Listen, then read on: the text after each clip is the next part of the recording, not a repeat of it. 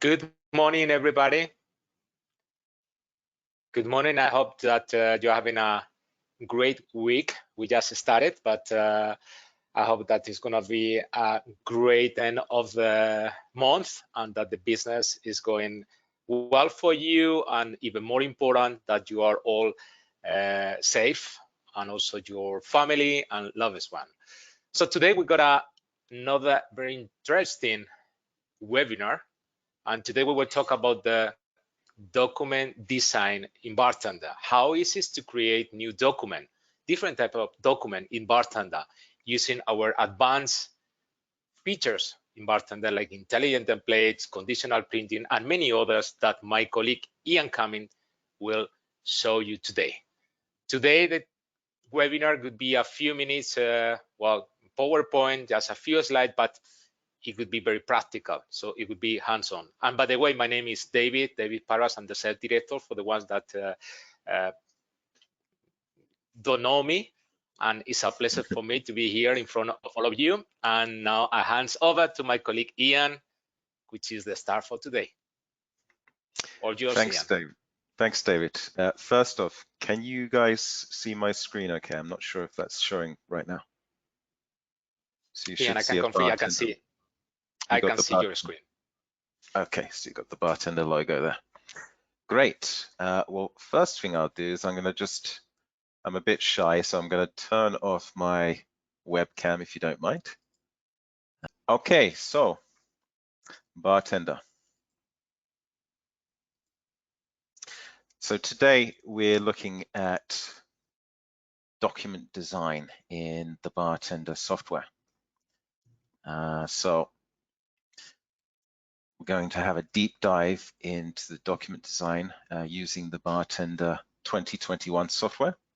In case I haven't already mentioned, my name is Ian Cummings, and I'm the Senior Sales Engineer here for Siegel Scientific in EMEA, so that's Europe, Middle East, and Africa. On the agenda today, we're looking at first this PowerPoint presentation.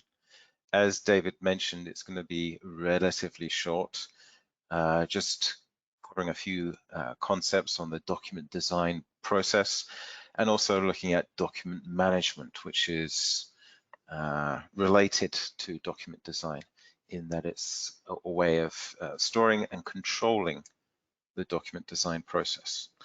But then we're going to be mostly hands-on with the BarTender Designer software itself, taking in a tour of the application, the various parts of the UI, the tools, toolbars, toolboxes, and all the rest of it. Looking at document layout, the different types of design objects that you can create, also the data sources that go into those objects, connecting to databases and data files, making use of forms, so BarTender forms for data entry, along with the form controls, the actions that you can execute to really augment and add to the functionality of what BarTender can do, and also show as part of the intelligent templates our conditional printing capability, so that it makes a document very dynamic in terms of what gets printed at print time. We'll look at some example documents and then touch on some of the document management functions. So as we're designing a label, how that document file can be stored in the system database and manage it using the librarian application to really manage the process of your document design workflow. Okay, so first on, we look at document design. So first off, the BarTender Designer itself, essentially it's a powerful yet easy to use document layout tool. We work very hard to make sure that it is simple, straightforward, and direct and easy to use as possible in order to create dynamic and data-rich labels typically labels, though of course a designer can create a document for all different types of media. It doesn't have to be self-adhesive labels. It could be tags, it could be standard Office A4 sheet documentation, it could be cards and whatever else. So in terms of the BarTender Designer, this is really the central application of the BarTender software suite, which is used for creating and designing your barcode and RFID documents. Of course, with the option of adding data entry forms for manual workflow printing. It's a fully WYSIWYG, meaning what you see is what you get application, and is also supporting Unicode, which means the languages that can be used within the document can be for all languages of the world. BarTender uses Windows printer drivers, so any printer that has a Windows printer driver can be printed to using BarTender. And of course, as you probably know, we also make Windows drivers for industrial barcode printers. When you create a document, you save that document to a .btw file. So that's the file extension of a BarTender document. And this is a proprietary binary document file, which unfortunately cannot be exported for use elsewhere. And likewise, we cannot import documents from other platforms. The BarTender documents themselves are both forwards and backwards compatible, broadly speaking, with other versions of the BarTender software. And we work very hard to make sure we maintain that compatibility between versions. Of course, if you're using a new feature in a more recent version of BarTender, then if you try to save that document in an old version of the BarTender software, then of course you'll lose some of that functionality of that new feature. The BarTender Designer can be set up to share resources between different team members. So if the BarTender Designer is being used as part of a design team, then those resources can be shared between the team members to help ensure that there's a consistent design of the documents, that particularly for compliance labeling, all is of the same formatting. And when it comes to printing, yes, you can print directly within the BarTender Designer software, but also a document can be published or made available to other applications in the BarTender suite. And of course, as you'll see in a future webinar, can be used as part of an automated process. So let's take a look at the user interface of the BarTender Designer. And for this, I'm going to use the magnification tool of PowerPoint to help highlight the different aspects of the application window. So first off, we can see the application window toolbar, and in that it will typically have the name of the current document. If it hasn't been saved, it will by default give it document 1 as the file name. And you'll notice there's an asterisk next to the file name. That indicates that the current file has been edited and has not been saved. Of course, as with other Windows applications, we have application menus. So all the usual sort of menus are listed: file, edit, view, create, etc. We'll be taking a look at those a bit later. The BarTender Designer itself, as we can see, with more than one tab here, allows you to create more than one document at the same time, and the user will switch between the tabs in order to switch between document designs, document design files that they wish to edit.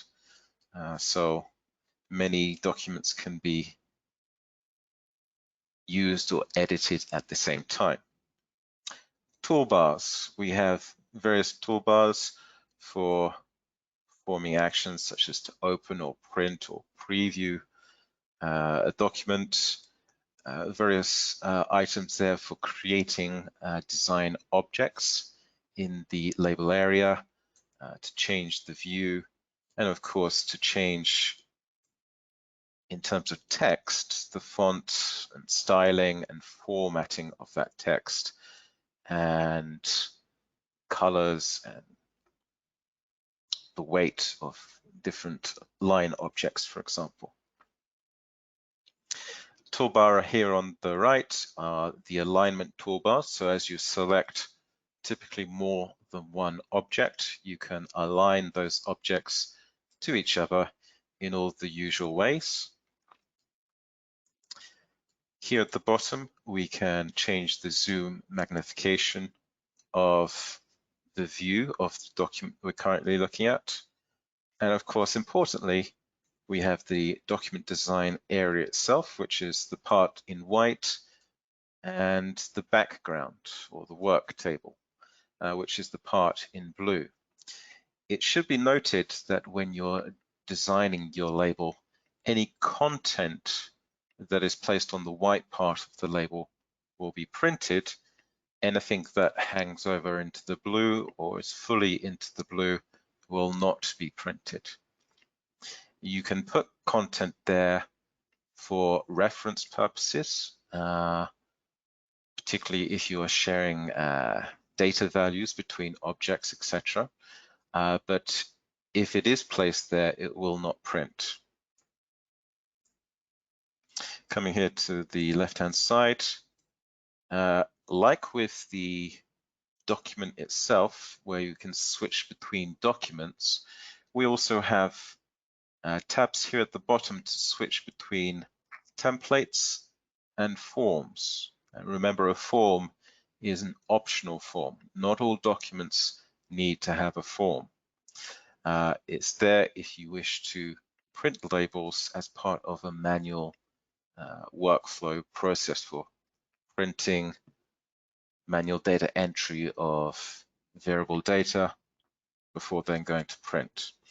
And you'll notice that there's a tab here for creating a new template and also a new form, because each BarTender document can have more than one of each.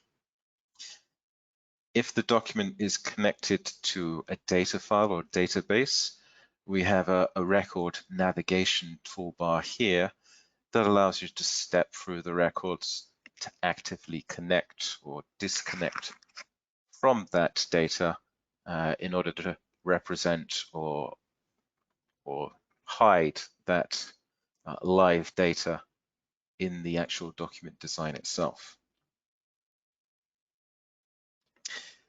Status bar.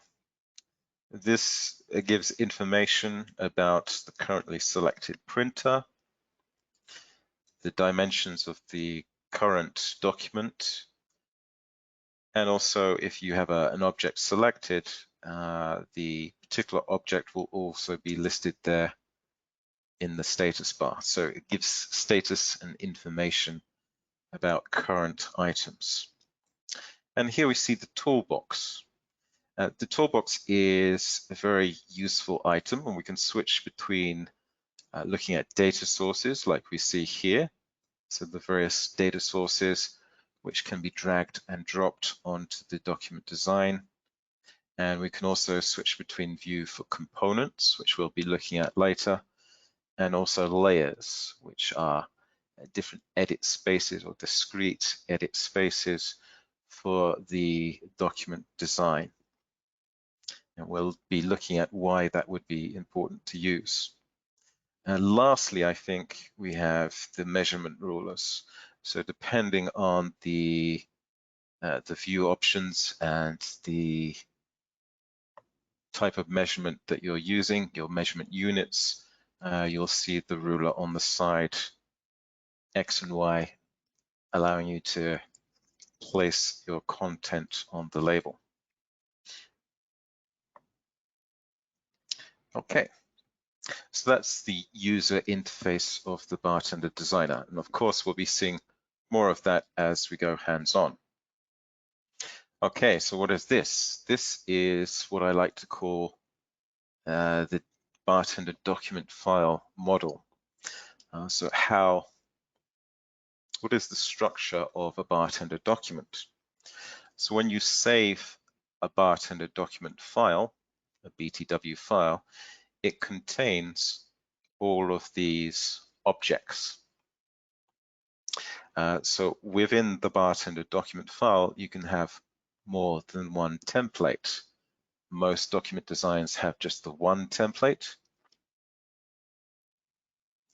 but you can have documents with more than one template.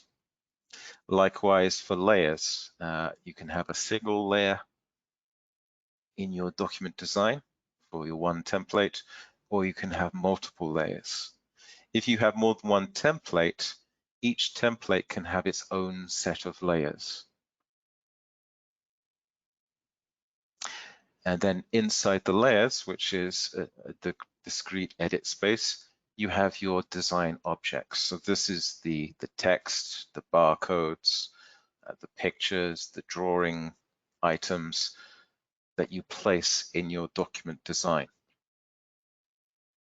And if we're looking at the various objects, we can have native text, word processor, markup container, symbols, barcodes, RFID, picture objects, lines, drawings, grids, and tables. So a wide range of different object types that can be added. And each of those objects have their own set of data sources. So more than one data source can be used per object. Likewise, you can put in validations for those data sources. You can enable scripts using VB-script currently for those objects. And as you'll see with both templates and layers and objects, each of these have their own set of conditions that allow you to conditionally choose what is printed at time of print, and of course, the various object properties that allow you to define the various aspects of it. At the document level, though, we also have these additional properties. The page setup to set up media dimensions, document options for various miscellaneous items that you can set about the document. Document events, so the events are when printing, we have various events that can occur in which we can choose to do things. Document metadata, this is where we set data about the document to describe what that document is. And this is very useful when searching for a document in a printing application, for example, such as the print portal. Document level scripts. So if you have programmatic scripts that you wish to run at the document level, then you have that object there as well. And this is often used for dynamically changing the document as it is at time of print to add an extra dimension of dynamicness to your label design. We can also run document level actions. So again, this is tied to the document events. So when a particular event occurs, such as when starting or ending of print, when selecting a new record for printing, you can perform various actions. You can set up a document level password to encrypt the document, to secure the document, to prevent outside use. An embedded revision log. So if you wish to have traceability over your document design as you're creating it, so it has a trace or an audit log of each change and modification and addition to the document design, then that will be recorded in the revision log.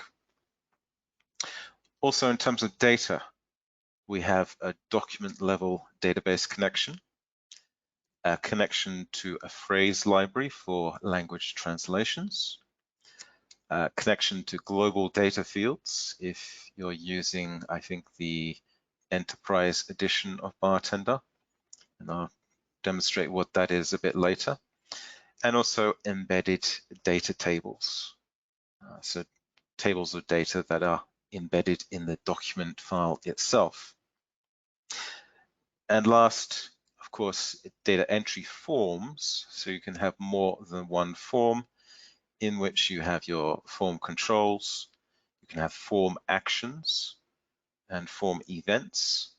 These can be events and actions that are tied to the form itself, or a form command button control, which when clicked will perform different actions. And of course, a set of form properties which can be modified. I mentioned the document options, so these are various miscellaneous options that can be defined for the document to store metadata, to define what it is, identify the document. You can set comments, which are acting as instructions for other users. You can set your preview thumbnail, so how the document looks when being searched or browsed. Defining your measurement and view options, enabling VB scripts, performing or setting up document level actions, and setting any print languages for your phrase libraries. Printer setup is important. It's an important first step when creating a BarTender document. So where possible, select the printer driver of the target printer on which it is to be printed. So first off, choosing the printer before you start designing the document. By default, take advantage of, so this is by default, you can take advantage of the printer drivers or the printer's capabilities. And this therefore gives you the best print performance. So when you're designing your document, you're designing your document with performance in mind. And certainly if there is a Siegel Scientific printer driver available for that printer, then we strongly suggest that you use that printer driver, as it allows you to take full advantage of the printer for high performance printing. Also, set your printing preferences for how the document is to print. So choosing, for example, if you're using a thermal printer, the type of label sensing that you wish to use. If you're using thermal transfer or direct thermal, the speed at which the printer is to print, etc. Now, it should be noted that although we recommend you doing this, it is not mandatory. It is simply helpful to do this printer setup before you begin designing your document. There are also various layout tools in the BarTender Designer application that's orientated to allowing you to rapidly design a document and making the whole process much more easier to do. So the various toolbars that allow you to create various objects, the fact that you can click and type directly onto the document design, that anything you see in the toolbox, for example, can be dragged and dropped into the document design to add content. Of course, there are various keyboard shortcut combinations, which I'll try and step you through. And in the data sources section, you can drag and drop the standard data sources onto your label, but also various data instances. And I'll show you what I mean by that a bit later. The components, BarTender components section of the toolbox is, in my view, very important as it allows you to create an object or a fragment set of objects just the once, save that as a component, and then reuse as many times as you wish. And this really does cut down on the amount of time it takes, typically when you're designing documents that have a lot of similarity. There's a lot of things the same, a lot of content that is the same between the documents. And also the document layers, which again we'll come on to, which allows you to have separation in your document design, which makes handling a complex label design much easier to create. So recommended approaches to design. So we recommend the following rules. So first off, structure the design with a proper use of templates, layers, and grids if necessary, so that it's not just easy long-term to design, but also for yourself as the designer, but also for other people in your team, particularly if you then move on to another job, so that other people in the team can easily understand and make changes or modify or maintain the document going on into the future. One of the questions that we see is, particularly if in the past a customer has hundreds of document designs, perhaps they were using a software that is not as dynamic and powerful as BarTender, or perhaps they just decided to create a document design for every label that looked somewhat different, even if some of those label designs were for the same business requirement, but were for different products, let's say, or there was some change or difference between each of the variations. The recommendation I have is that you design a document for a business requirement and you make use of BarTender's powerful intelligent templates and dynamic printing and layout capability so that it is able to handle the variations in that business requirement without the need for having separate document files. This allows you to have a much more manageable number of documents to create. And of course, over the long term, that makes things much more maintainable. Also, we would strongly suggest that where possible, make use of document management.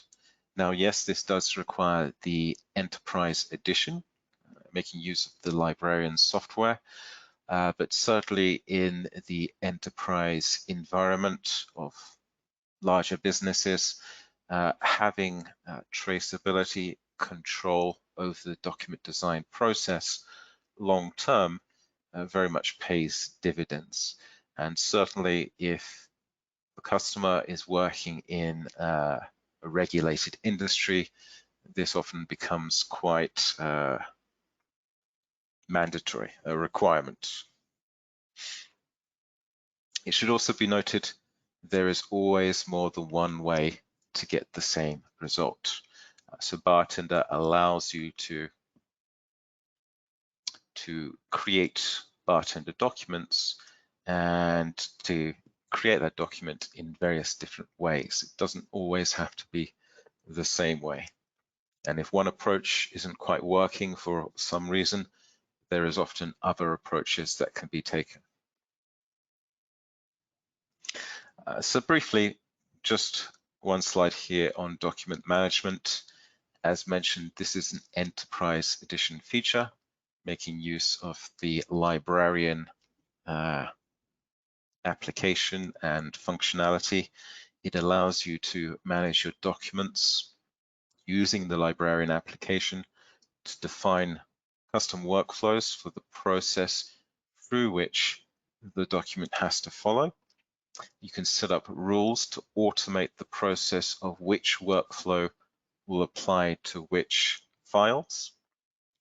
And of course, it's the system database of BarTender in which those documents are stored. So rather than being stored in the file system directly, it's stored in a SQL server of the system database. With BarTender 2021, we can integrate that functionality with the Print Portal web application. And the Print Portal web application, as well as being used for printing documents, can also be used for performing various document management tasks. When combined with integrated security, allows you to safely publish managed documents for printing production, and it allows you to better handle change requests as that document is in production and then needs to be changed. So that can be done without production being stopped. Okay, so enough of the talk with the PowerPoint. Let's go to the BarTender software itself.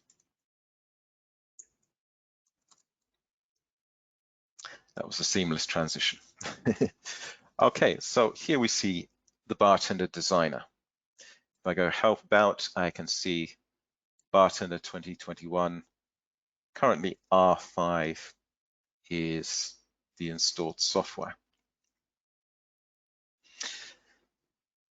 As we saw in the slide, we have the application window with the menus and toolbars. If I select New from the menu, I could also choose it from the toolbar.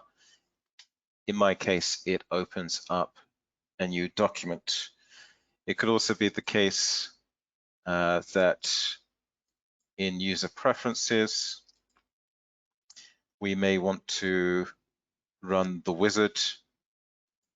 Oops, it's around here somewhere. So startup, the new document wizard, this one here.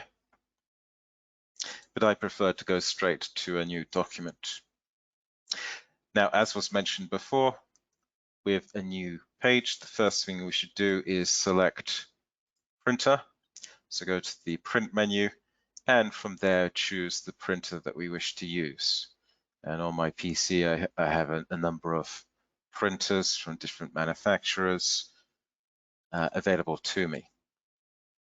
Once I select that, if you click on the Document Properties button, from here we can change the printing preferences of my document. Under the About tab, we can see that this is a printer driver from Siegel Scientific. So from here, I can choose how I wish to print the label. If I'm using a label sensor, for example, all of that good stuff. So this is very much dependent on the particular printer and printer driver you have selected. Now you'll notice in the BarTender printer drivers, there is an option for page setup. However, BarTender itself has a very extensive page setup dialog. So we very strongly suggest that you perform page setup there instead.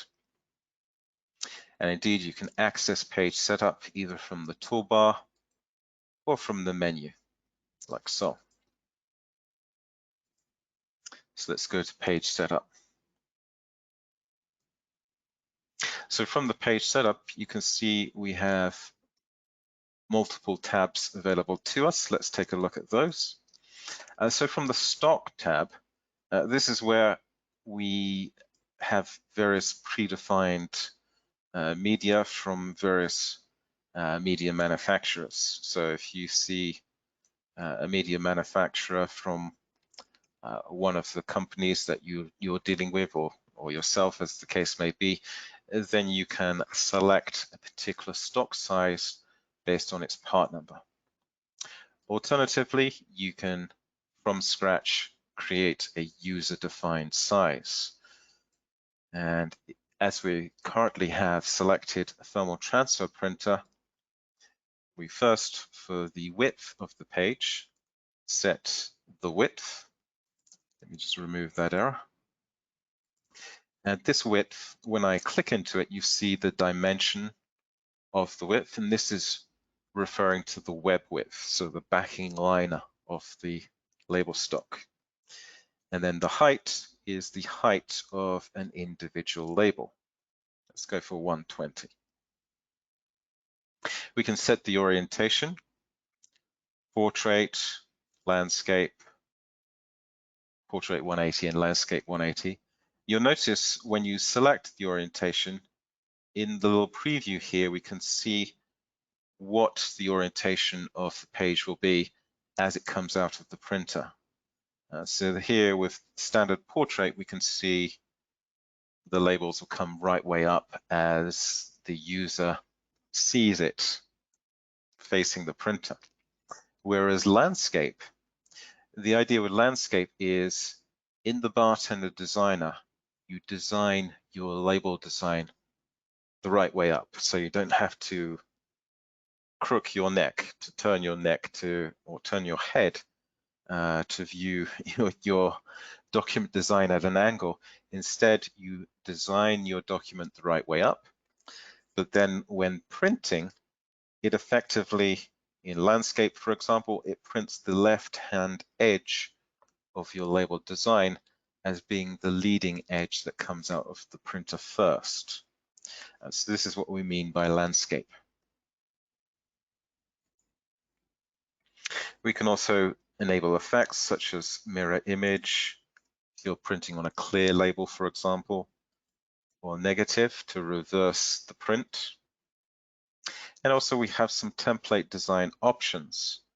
So if you're printing to a duplex printer, we can have a separate template design for the front and back of the template. So two different designs, one for the front face and one for the back face of the label or page, as the case may be. And we also have the ability to enable a page template. Perhaps this is more understandable if you're printing to an A4 sheet.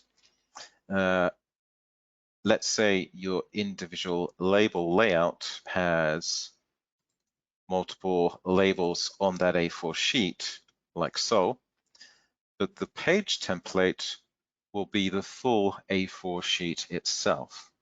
So it allows you to have two levels of template printing on the same page.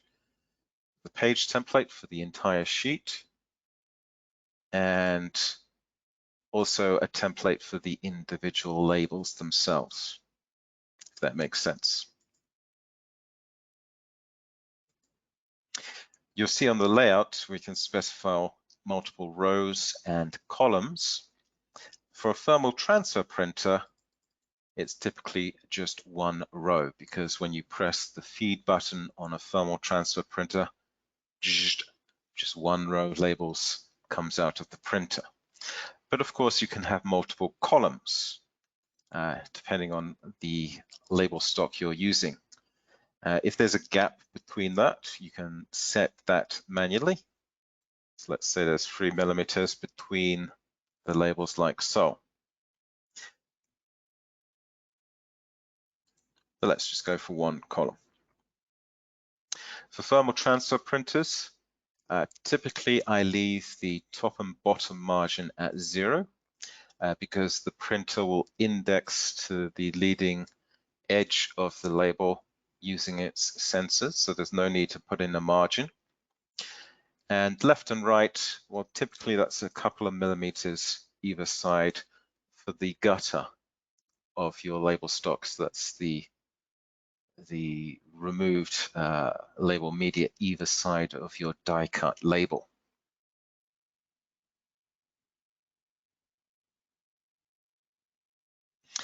We can change the shape of our template.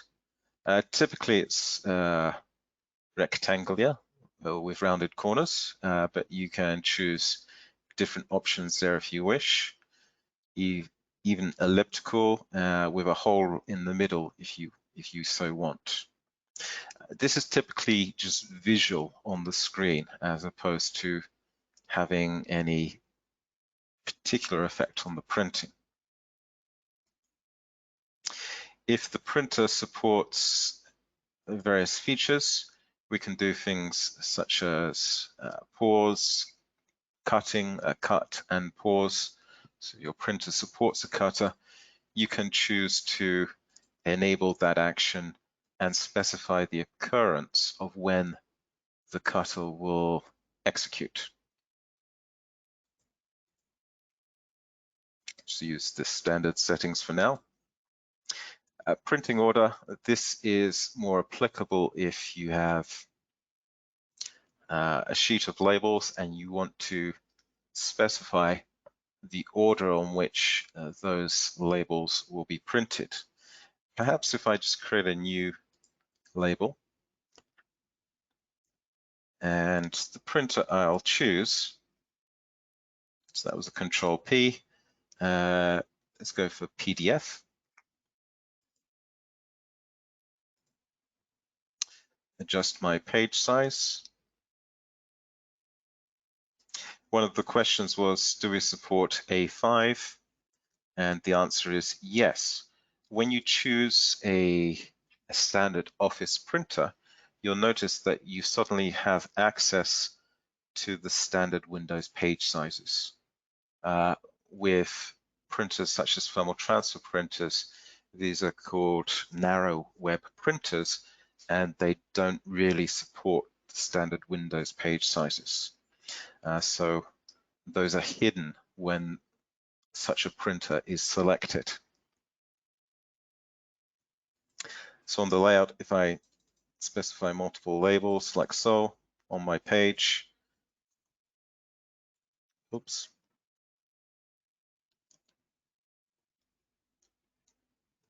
have a margin.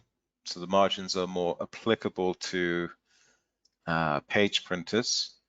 The printing order, this is where you can specify in what order the labels will print.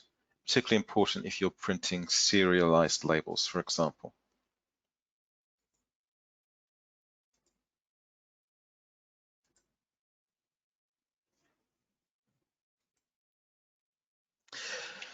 Under templates, I think this is one question that was asked earlier. By default, you have the one template.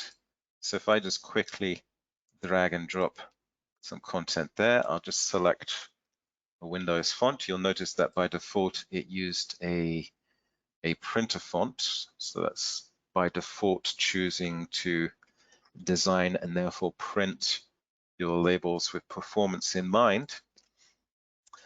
With that content on there, you'll see that my template is in fact a label layout. This is what we call a template. But we can in fact have more than one template. So template 1 and template 2. And here we see these templates are in the primary templates group, that we can have a start of print job, a start of group such as a record, for example, or a record of data, end of group, and end of job. So for example, if I create an additional template for end of job, and I'll rename this end of print, like so. You can choose whether this is to print or not, like so. And you notice at the bottom of the UI, we now have 3 separate tabs tabs for each of the templates. So for the end of print, well, I'll select the direct data edit tool and say end of print job here. And select my selector like so, choose a different font. Let's go for Arial Black. Different size, make it nice and big. Now you see at the present time, we just have a single line of text, but I also have options for different text formatting. So for example, if I select the center formatting, this effectively changes the text object into a paragraph text object. So I created this text object by simply dragging and dropping content from the data sources toolbox onto the label like so. And you'll notice it remembers the font styling from the previous from the previous object. If I was to change this to something else and then drag and drop, you'll notice it's now changed likewise. So it allows for a very smooth flow of the document design process, which I think is nice.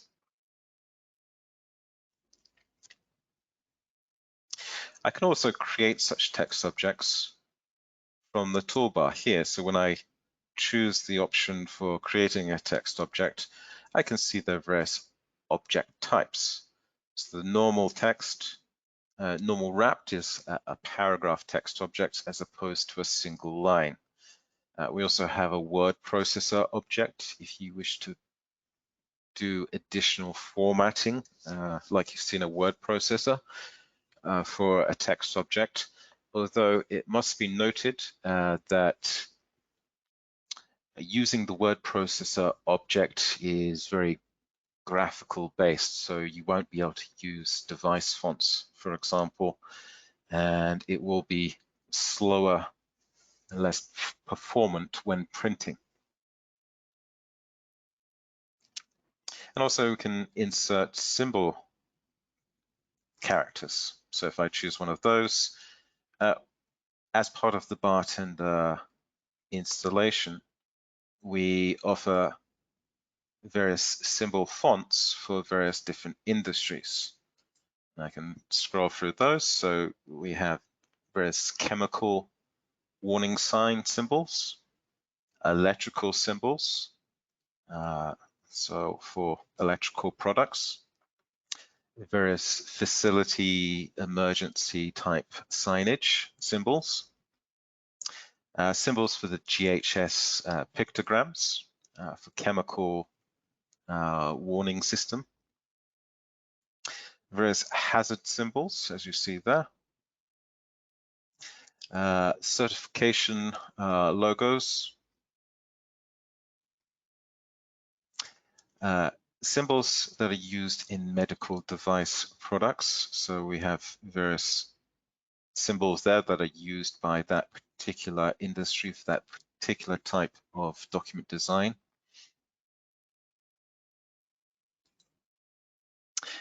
Packaging. So there are some packaging symbols there, as you can see. I think I got some of the older symbols in my installed Windows as well as the newer ones. So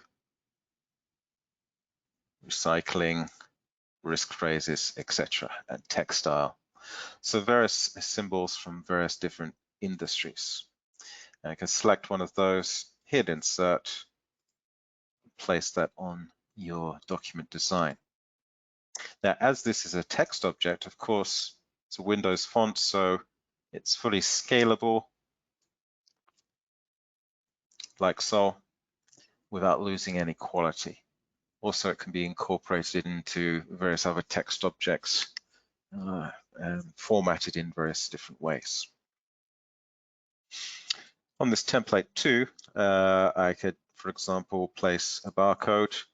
So from the toolbar, I can select one of my recently used barcodes, or I can select the More Barcodes option, which takes me to the full Select Barcode dialog, where I can find the barcode I want under various groups such as General Purpose, disk, GS1, either by application or by symbology, like so. So here's the data barcodes.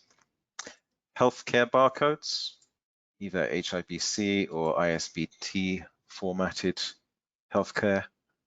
Pharmaceutical barcodes, postal and shipping barcodes, TLC. I'm sure that's not tender loving care. I'm sure it means something else, but the meaning of which escapes me right now. And of course, we have a list of all symbologies for all barcodes supported currently by BarTender. And as you see, currently there's 105 different barcodes to choose from. So very comprehensive. So let's choose a random one, code 16K, for example. When I place the barcode on the label, I can, of course, change its size. You'll see there's this yellow tab here. I can click and drag on that to change the placement of the human readable, should I wish to. So with the BarTender Designer, we're trying to be very interactive, very clicky and draggable, rather than forcing the user to open the properties of the individual object and modify those settings to change how it looks. So it's much easier to do that in an interactive fashion rather than interacting with a rather boring properties dialog box. Boring by comparison, should I say. Let's say, for example, if I accidentally scroll off the label, you'll notice that when you do that, in the ruler bar here, the measurement ruler bar, it will show a button saying Find Template. Click on that and it takes you back to your template. Likewise, if you accidentally scroll halfway off your document design, you can use this item here, Fit Template to Screen, which takes you back very nicely. We can, of course, zoom in like so, or zoom in on a particular part of the label design. Once you've zoomed in and you've made your changes that you want to the object or the design that you're working on, bang, zoom back out again, like so. You'll notice also in the toolbar that currently I have the snap to object or ruler. So as you're moving, let's create another item. And here what I'm doing is I'm holding down the control key, clicking and dragging. And this allows me to create multiple copies of that same object. Let's multi-select those by clicking and dragging a box. Align that to left. Let's demonstrate that a bit, shall we? Control A to select all. Okay, so align left, and maybe I'll distribute and space evenly between them. So nice use of the alignment tools there. Of course, I can rotate should I wish to. I can also use this rotation handle here to rotate the content, like so. And the alignment. So with the alignment, you'll notice that as I'm moving this text object, because this ruler here is enabled, it highlights when I'm in alignment with other content. If I turn that off, like I've done now, it does not do that. So this allows you to very easily align content with each other, either to other content or to the edges of the document itself. So you see that yellow highlighting, which is very useful. It allows you to easily create content on your label design that is aligned nicely, for want of a better word. Let's select a text object there, and well, you've seen that I can change the font based on the fonts that are available in your particular Windows PC. So we're taking advantage of the fonts that are installed on Windows, and also the fonts that are made visible by the currently selected printer driver. So you'll see that there's a difference with the device fonts. So you've got a little printer icon there, as opposed to the Windows fonts. So this O symbol here is for an open font. That's a Windows font, type of Windows font. Of course, we can also change the size, either point size directly, but we can also stretch the text in whichever way and whichever fashion we want in accordance to our requirements. We can change the style in the usual ways. We can subscript or superscript it if we so wish. And also we can change the color. So with the color, we have this nice new color selector in BarTender 2021 that allows us to easily select the color that we wish. And you'll notice, well, let's expand this out for the full set. So we can use standard colors using either the RGB or the HSL model.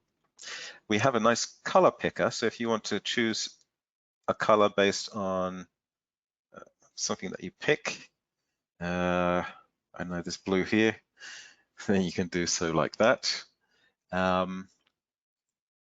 which is nice. And we can also set the color by data source.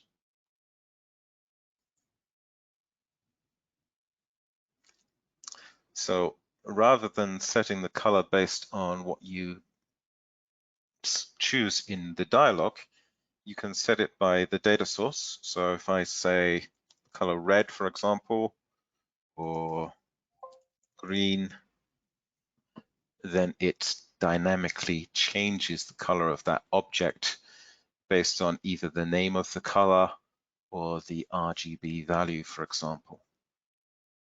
And of course, as this is now a data source, you could connect that up to a data entry form so that at time of print, you can choose what color some of your content is printed in.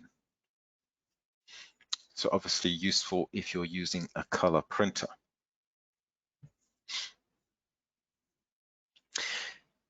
Now this is a multi-template label design. So 2 templates plus the end templates. Let's see what that looks like when I do a print preview.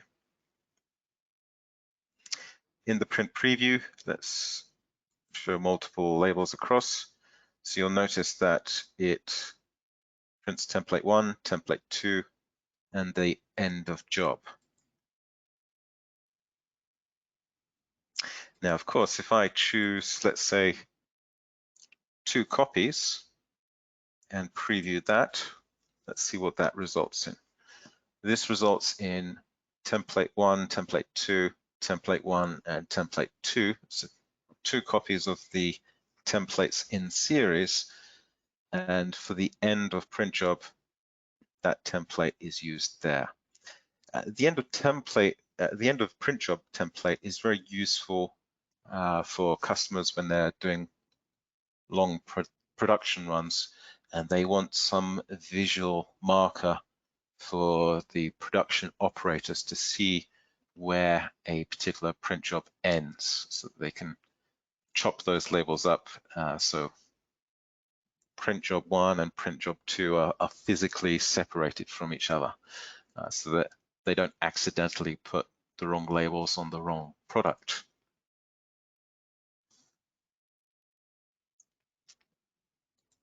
So templates are very useful. And as we come on to later, we can make the printing of these templates conditional. Last, for page setup, we can set up a background. So with a background, we can place an image,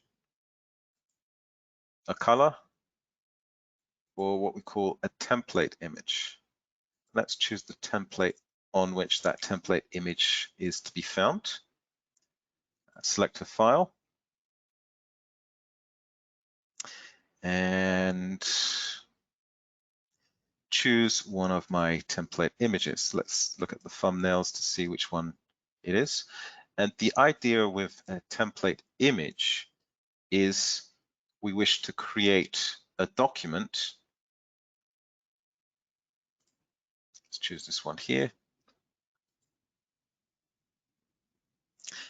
And maybe in the image processing, just make it a little bit more transparent, like so. And the idea is that when you're designing your document, you have a guide. So template 1, you have a guide as to where the content is. So let's say I have to recreate this particular document. Rather than looking at a specification sheet to the side or maybe a PDF in a different window, the actual document design that you have to create is already there in front of you as a faint background image. So this allows us to put content. If I click once in there, I can then edit that content. So SSCC. Obviously the font is a little bit too big, so let's squidge that down.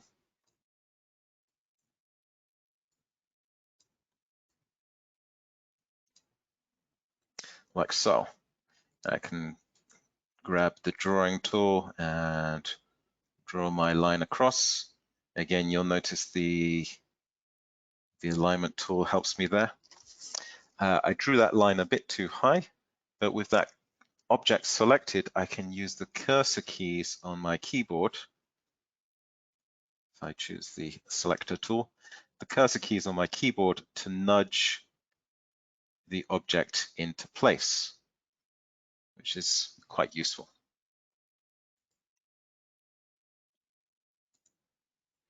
So for the company name, I'm just going to type in Siegel Scientific and choose black so we can actually see it, like so. Now, of course, the template image is there as a guide. It doesn't have to necessarily be used as an exact thing that you have to match. It's there as a guide to help you through the document design process. Let's add a barcode. Now, in this case, it is a GS1 barcode. So I can select either GS1 128, which happens to be in my recently used list, or I could have gone to the full dialog. So here it places the barcode there. Let's switch back to Arial, shall we? 8 point. Place that to size, stretch it out, and you'll notice that as I stretch the barcode or reduce the width of it, it does so in steps. And this is because BarTender is being very strict and making sure that we comply with the specifications of the barcode symbology and also the GS1 standard. And that means there's certain limitations that are placed on the barcode in terms of its width based on the resolution, the printhead resolution of the printer currently selected. This is because we scale this down, compress the barcode to its most dense, then what you're having is the thinnest, the narrowest element of that barcode is being represented by one dot of the printhead. And on a 300 dpi printer, that's 12 dots per millimeter, so that's a 12th of a millimeter is being represented there for the narrowest bar. If I scale it up by one, that narrowest bar is now being represented by 2 dots from the printhead, and all the other bars of a wider thickness have to be scaled in the same ratio. And this is why, based on the resolution of the printer, as you scale the barcode, it does so in jumps, as opposed to if you had a picture or an image where you can scale it very smoothly. This ensures that the barcode is readable and of a high verification standard or grade. Very important for compliance labeling. If I open the properties of the barcode, importantly, under the symbology and size, we have some of the symbology specific settings of that barcode. Current symbology selected, of course, is the GS1 128, which is in fact a code 128 barcode symbology, which has GS1 formatting. As part of the GS1 standard, we have a GS1 application identifier wizard. And this will step the user through the process of creating a GS1 compliant barcode. So let's choose next. And as part of this process, it steps you through selecting your application identifier. So for example, the GTIN, which is the globally traded item number, which identifies the product.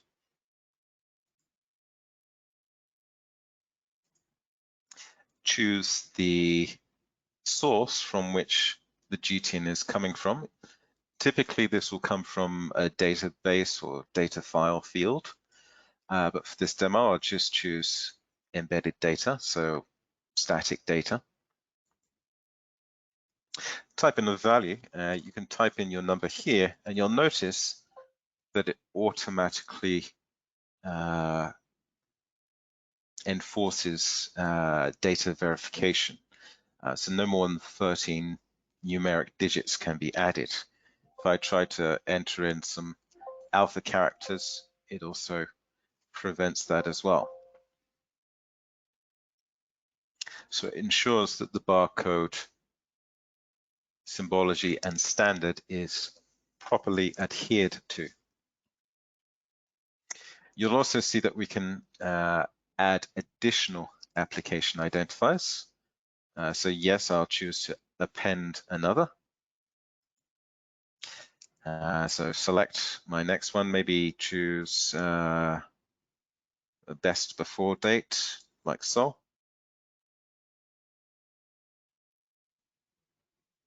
Actually, I'll choose a serial number. The reason that I'll choose a batch code. The reason I'm choosing a batch code is that a batch code is a variable length application identifier. So I want to show you how that variable length field is terminated. So again, I'll choose some embedded data. Put in some data like so. Just something random. And now select, yes, I want one more. And for this, I'll choose a production date, or best before. And you'll notice the best before is using the format year, year, month, month, day, day. Next, next. Data source. By default, because this is a best before, it's suggesting use the system clock. I can, of course, use embedded data or from a database field, etc. But yes, okay, on this occasion, I'll use the system clock. No, I don't want to add any more. So we finish.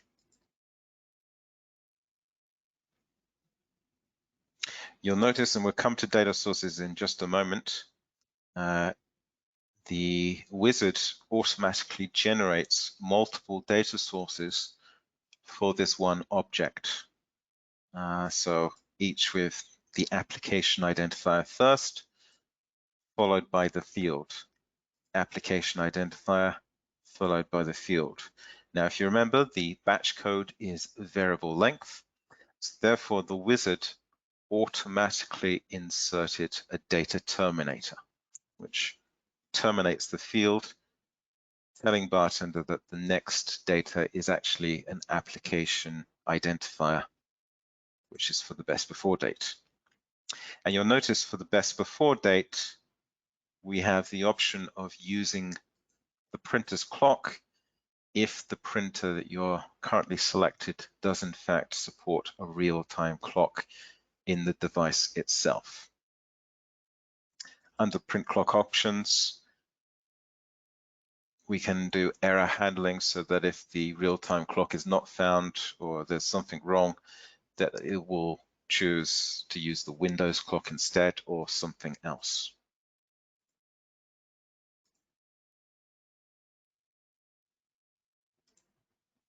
Now we can see the barcode is far too wide. So how do we fix that? Of course, we can manually scrunch it down like so it fits nicely onto the document design. But one thing I like to do is the following. So under symbology and size, for the X dimension, you'll see there's a little property button. Click on that, and it allows us, let's have it in millimeters, please. It allows us to automatically fit the barcode in a specified dimension. So for example, the maximum dimension could be, let's say, 90 millimeters, based on the fact that, our maximum X dimension, sorry, the maximum barcode width as a whole could be 90 millimeters. I beg your pardon. As the label is, what is it, 101.4 millimeters wide, therefore 90 gives you a nice quiet zone either side of the barcode. Now what this means, nothing seems to have changed. Another thing I do is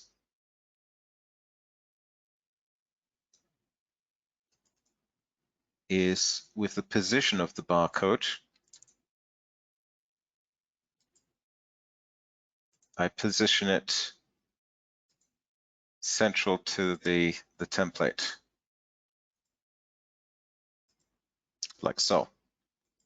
So you'll notice that the position item is dead center of the barcode, positioning central to the actual label itself. So therefore, if I come to, let's choose the batch number, and I add some additional content there, you'll notice that it automatically scaled the barcode.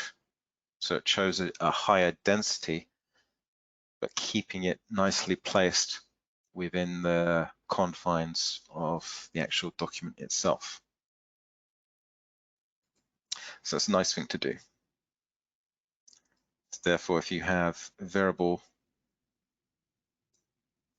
content for your barcodes, it ensures that the barcode remains on the label as expected.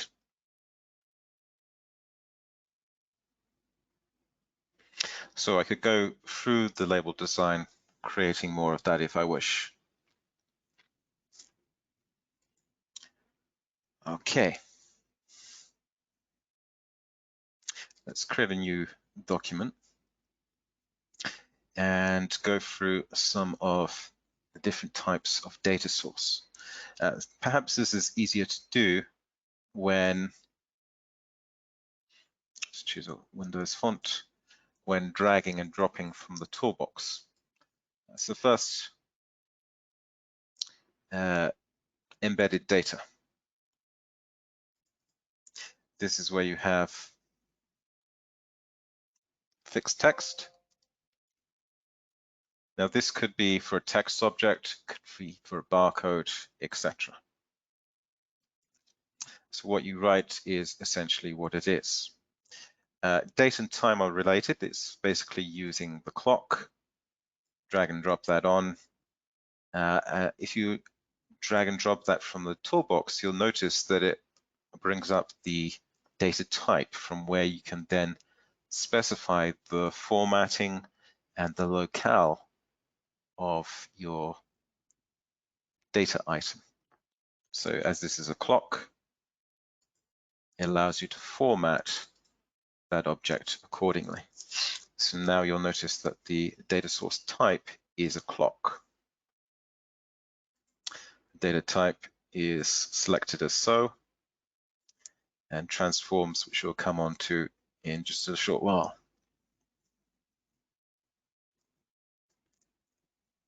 Perhaps related to, well, actually, we'll come back to that in a minute. Let's just add another text object and change the type of data source by clicking on the properties button there. So currently the type is embedded data, so it gives me options for selecting other types of data sources. So we've looked at clock already, coming from the Windows or the printer clock. If I'm connected to a database or data file, I can select a particular data field to use. If I've set up a phrase library or library phrase for language translations, then I could use that as my data type to source from that phrase library. A global data field is, I believe, an enterprise edition feature where you can set up essentially a variable field of a particular name of a particular value that is stored in the BarTender system database. The purpose of this is that it can be shared between multiple documents and indeed multiple users without potential problem of a conflict or a duplication of data. For example, if it's a serial number. So global data fields are very good for universal values that you may wish to use in your documents between users. An object value is sharing a value from one object and using it in a different object or data source. So that can be quite useful. A print job field, this essentially is placing metadata onto your label design. I'll show you that in just a moment. An external file is essentially using a text file as a total data source. So if you have a text file with a block of text, such as terms and conditions for a label that you're wishing to print, then it will take that block of text directly from that text file and have that as the data source. Visual Basic Script. This is where you can programmatically have a single line, a multiple line, or event-based multi-line scripts for generating essentially a value in a programmatic form. Kind of the Swiss Army knife of data sources. And lastly, the printer code template field. This is where you're wishing to use BarTender as a design tool. So you create your BarTender document, you specify printer code template fields, which is highlighting the variable data items of that design, and then you export that document as a printer code template. And essentially this is a file in native print language of your target printer, and where you have your printer code template fields, this is where you're marking up your variable data items.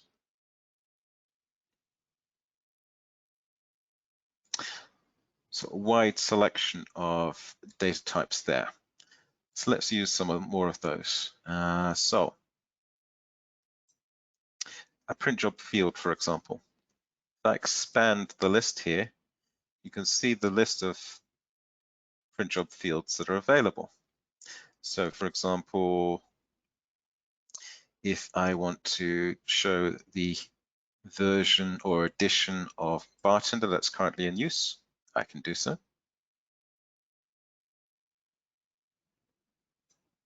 Actually, one thing I can do there is, as I've had a field placed into a text object, you can see that it's a print job field, and I can switch between different fields if I wish. Well, I can click into this and enter some text in there as well, and place additional content very quickly and very easily. So this is just print job field information, so it's basically metadata information about the document. So perhaps if you wanted to have the current page number, you could also have that as on there as well. So page number 1 of, and then the total number of pages, or printed items as the case may be, like so. So quite often you'll see, particularly on, I guess, packing labels, logistics labels, if you're printing a set of labels for X number of boxes, you want to say this is label 1 of 5, for example. Making use of the print job fields for that use case is very handy. Also mentioned the global data fields. These are the fields that are stored in the BarTender system database, and I can right click on that and manage my global data fields. And currently, I can import or export them between systems if I wish. But also we can see that I currently have one data field, which is called serial number. I can give it a description if I wish. Let's call it my universal serial number, like so. Or I can use a standard term if I prefer. And then of course it has a value. So it's essentially a variable, a name and a value. I can specify a data type if I need to, whether it's text, date, time, currency, number, etc. I'll just use text for this. And I can also set transforms. And a transform is a series of rules that you can use to validate or modify the data that is to be used. So here we can see that the serialization rule has been enabled. If I click on the Properties button for that, I can see the serialization settings that have been made. So incrementing, decrementing, numeric in this case, incrementing by 1 each time, by whatever interval, etc., etc. I can also choose to reset at a particular value, or after each job, or based on the calendar, or whatever definition that I wish to use. And these serialization options are the same for global data fields, but also for normal standard serial numbers that you may add to the content of your document design.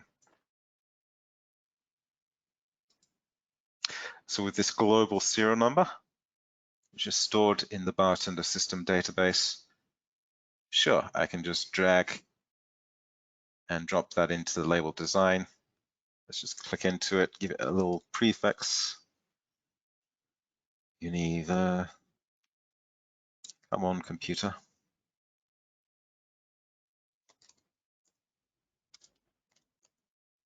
Say SN, like so.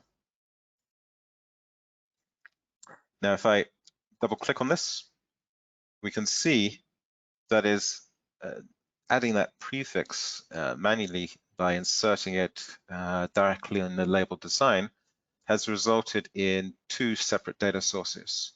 So the embedded data of that prefix that I created, and then separately the data source for that global data field. So this keeps those data sources separate, and each data source has its own set of data type that can be specified, and also its own set of transforms. So you'll notice here that the transforms for the embedded text data is very different from the transforms available for the global data field. So not all field types have the same set of transforms available to them.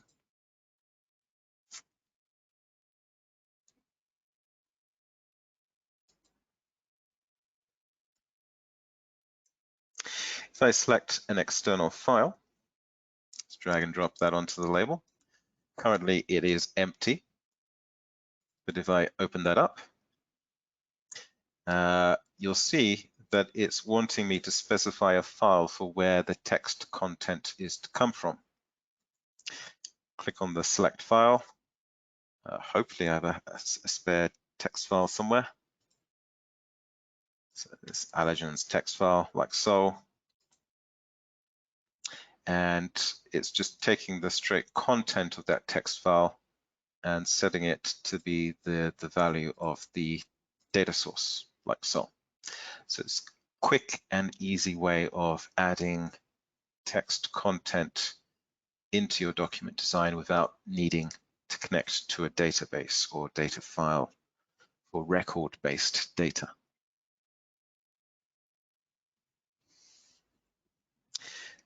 Lastly, just before we go on to connecting to database and data file, let's take a look at a Visual Basic Script item. As before, I can just simply drag and drop it from the toolbox. I love that toolbox, it's very handy.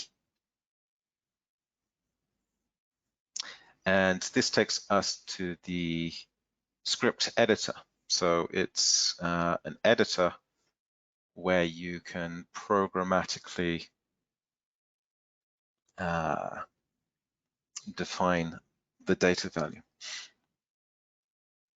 And you'll notice that it's possible to have a VB script for each of the objects. Under the transforms, there's a possibility for a VB script. Obviously for text object 8, because its main data source is a VB script, we can actually define that directly as the direct data source. There are also VB scripts available at the document level. So as defined here with a lightning bolt, these are events. So as the document is performing different events, and we can also attach actions to these events, we can also run VB scripting. And this allows us to dynamically change the document design, the document layout at time of print for a very dynamic document. Anyhow, let's go to the VB script here. And, well, very simply, I can join two text strings together, like so. So let's join those two strings of data together. If I open up the properties of that text object, you'll see that it's currently a single line expression. So it's implicit that the value that you set here is setting the value of the data source. If instead you're using a multiple line or event controlled VB script, then to set the data source, you have to have the value equals expression. So somewhere in your multi-line script, you have to have value equals, and that then sets the data source of what it will be. Of course, VB scripting is a very complex and in-depth topic, so we'll leave that for another day. Let's create a new document. And what we will do here is connect to a database or data file. So we can do this by starting the database connection wizard by clicking on the icon there. And you'll notice that we have the option of reusing a shared or named database connection or to create a new one from scratch. Now, those named database connections are coming from the administration console. So in the administration console, if I go to the database connections option or section, you'll see that we have these two named databases, and I can add additional named databases. And this will take me also through the database connection wizard, and it allows me to have another named database. Now, why would I do this? Well, if I create one from scratch, then this data connection is set up just for this particular document design. And if I need to change that database connection at some point in the future, then I would need to edit each of my documents in which I have specified this data connection, where I'm pulling data at time of print in order to get variable records of information for the labels I'm printing. Not too much of a problem if you only have a few document designs that use that data connection. But if you, or your customer has many document designs that use a database connection, changing that at some point in the future becomes a bit of a pain. And therefore, using a named database connection allows you in one central spot, one central place, to modify that data connection should you need to.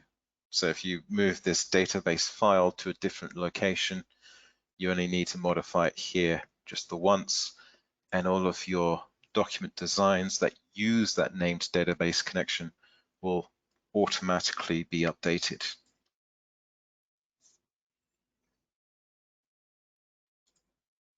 Okay, so let's connect to an Access database.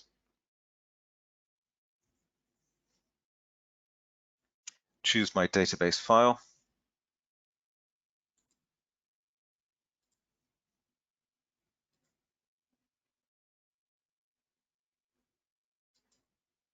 Select my database table and then finish.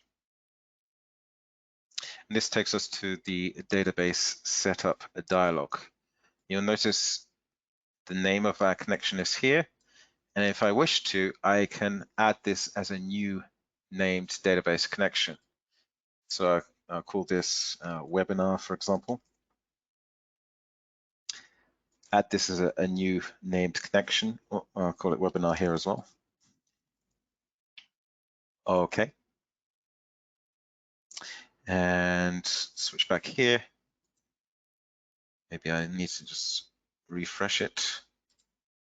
There we go. So we have a new named database connection. Very nice. In a database connection itself, in addition to its name, which is important in some aspects, particularly when you're automating your printing, we can access the tree of properties to our database connection. You'll notice that we can specify a custom SQL statement if we wish. We can look at the tables that are currently used, and of course we can connect to multiple tables and views in our connection. We can look at the fields, the name, the data type, and if you wish to set an alias. So for example, this particular field represents the company name. So if I wish, I can set an alias for this so that in BarTender, it's referenced as company name rather than comp, which doesn't really mean much to a human being. Of course, we can specify a sort order to sort the records into a particular order that you may wish. So I can choose the company name, for example, A through to Z. We can set a filter. So a filter is where we search or query the records for a particular matching value, and I'll come on to this bit later. Options, depending on the database that we're connected to. And we can also set the number of records per item. So typically most labels are designed with just one record per one label that's printed, but you can, if you wish, have multiple records being represented on a single label. So for example, a pick list. You may have a label where you have to print multiple items in your pick list for a warehouse application. You may want to specify that there are 10 records of data that could be on this pick list as a maximum. And this therefore allows you to, in your label design, place items for record 1, 2, 3, 4, 5, 6, 7, 8, 9, 10 in your label design.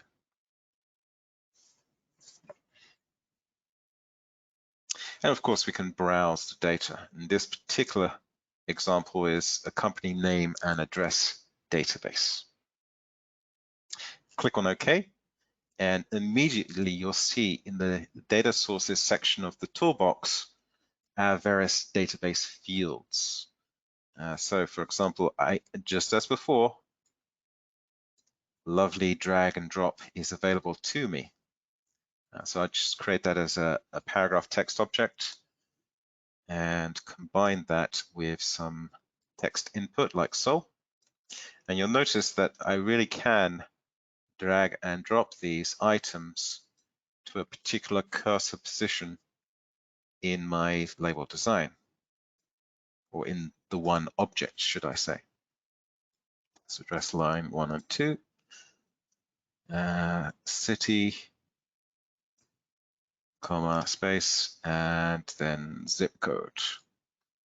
So very quickly and easily, we can have a multiple data source text object be created for a series of drag and drop operations.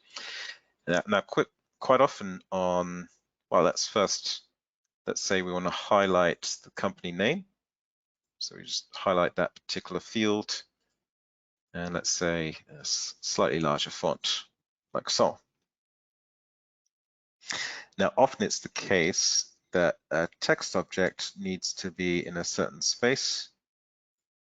So let's put a box here.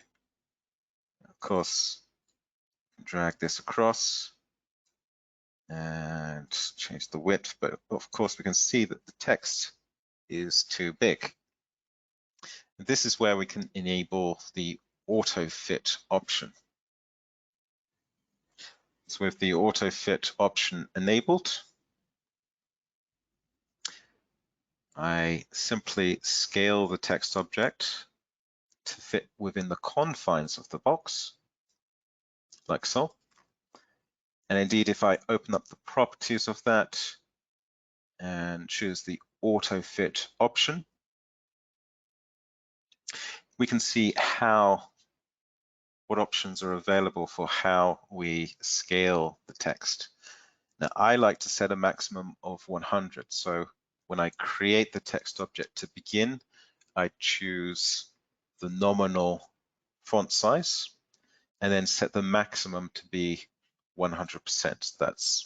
It will scale up to the nominal font size, but where necessary, it will scale down the point size, but we can also scale the elongation of the individual characters, also character spacing, and also line spacing if we so wish, like so. As was seen in the user interface slide of the presentation, we can then use the record navigator toolbar here at the bottom to step through the various records. So therefore the text fits within the confines of the box, not too big, not too small. Now, some of these text objects you'll see, or some of these records, they don't have a value for address line 2, and this results in a gap in our address.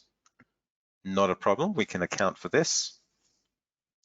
Essentially, here's address line 2, the data source, address line 2. Let's move this over here. And there's a carriage return data source as a separate data source that follows it. And what we need to do is to suppress this carriage return if address line 2 is empty. So first we select that carriage return data source and come over to the Transforms tab, which you remember allows us to do validations and data manipulations. And one of the transforms is suppression. Click on the Properties button for that, and we can choose the option for how we wish, or under what condition we wish to suppress the data source. So in this case, we can say when the previous data source is empty, so previous one in the list, then I wish to suppress this carriage return. Bang. Job done. So now we see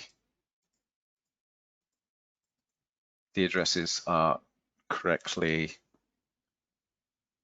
presented to the user.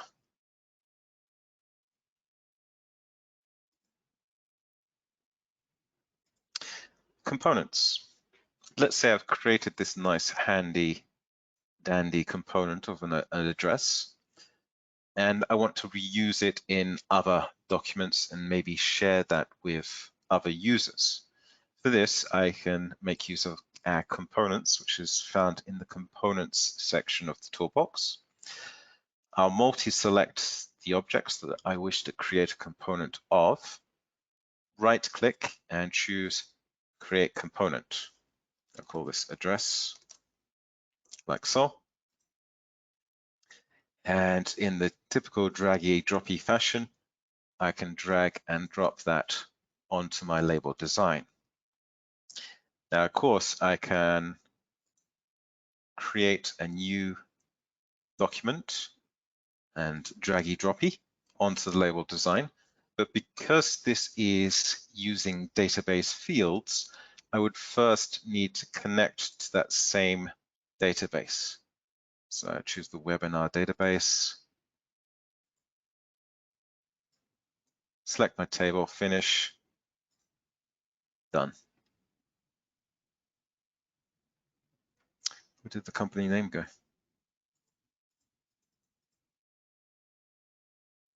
Yeah, there's always something.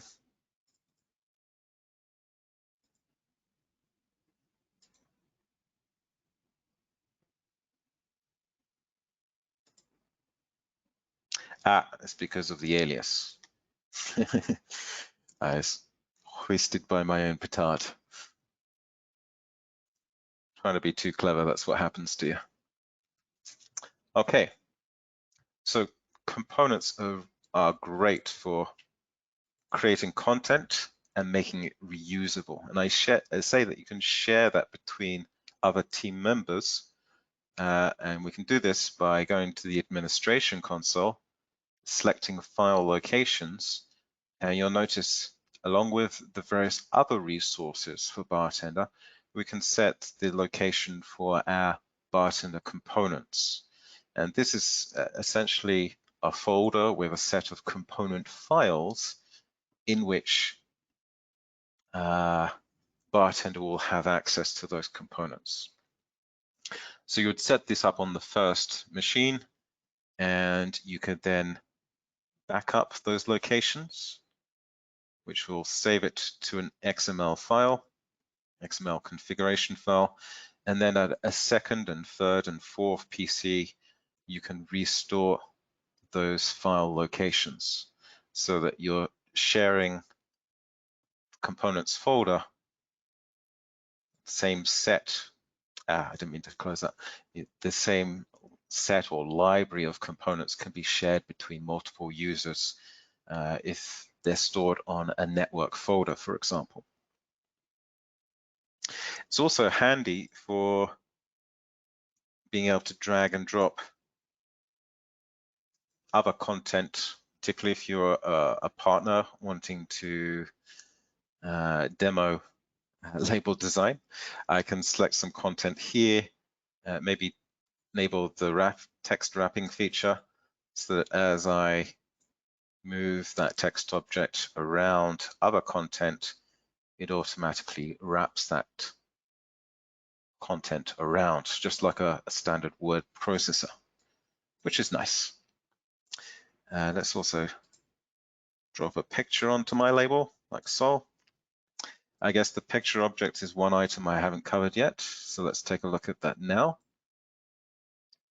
In terms of the picture object, we can take a picture from file, embedding it into the document, or from a device, again embedding into the document. We can link to a picture, so where it's stored in some other folder, in a database field, or in a data source. And we can also capture a picture at print time. So if you're using a data entry form and you want to have a webcam to take a photo of someone to print on a business card, you can do that. Connect to a blob field in a database. And also encoded picture data is where we're using base64 encoded pictures. So I think I have an example of that. A base64 encoded picture is, actually I bet I don't have an example of that. Dang it. Not handy. A base64 encoded picture is a picture that is used for web type applications. So if a web application wants to share some data with BarTender and that data is picture data, it can encode that picture data using base64 encoding, which is human recognizable characters and therefore web friendly.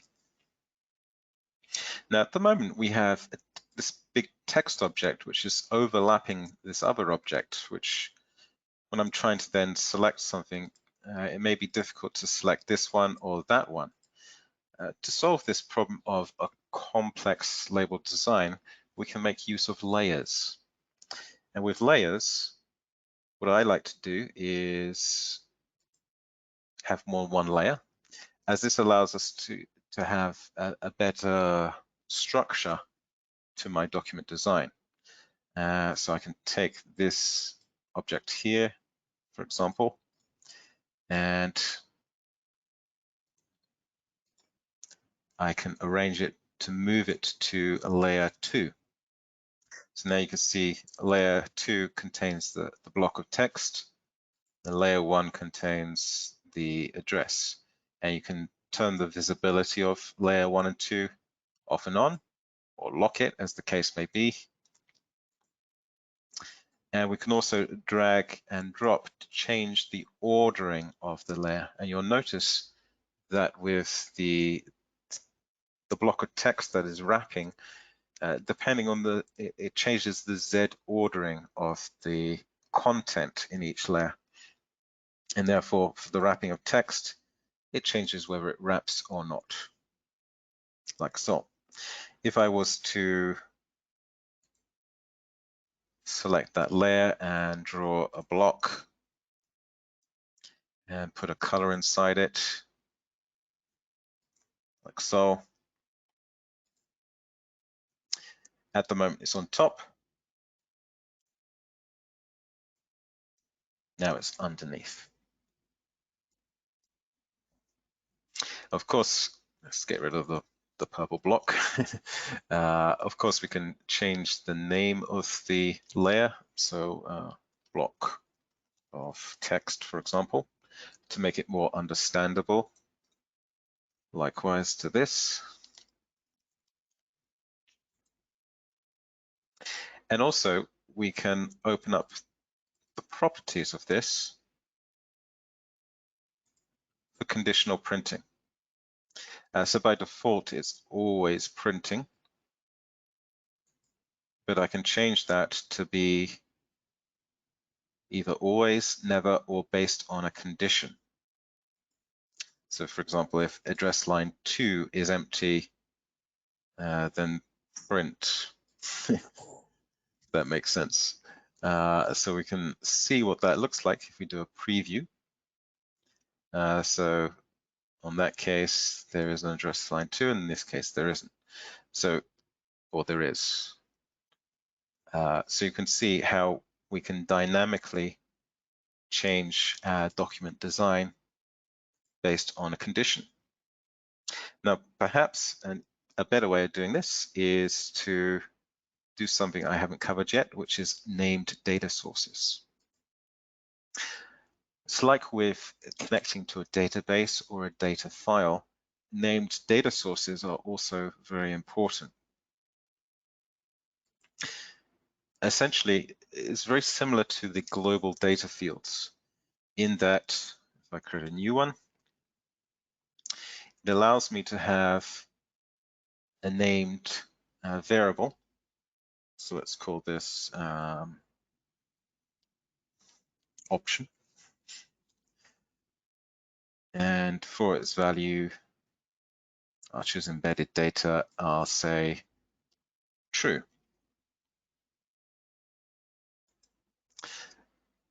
And I can drag and drop that, and you can see its value is true, which is what we've done. So very similar to a global data field, except that a named data source is specific to the actual document itself. It's not shared between documents or users as such. It's a variable that's of the scope of the BarTender document. I could also, let's open up the text object here. I could go to a data source that is already created, and you'll see under the data source section, whether this is a data source of any type, I can specify a name. So for example, I can call this company name. So this is separate from the field name. The company name makes it a named data source. And when it's a named data source, it allows you to reuse that same value elsewhere on the label.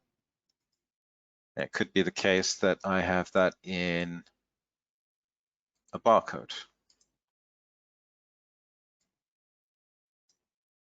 like so. I'm running out of space.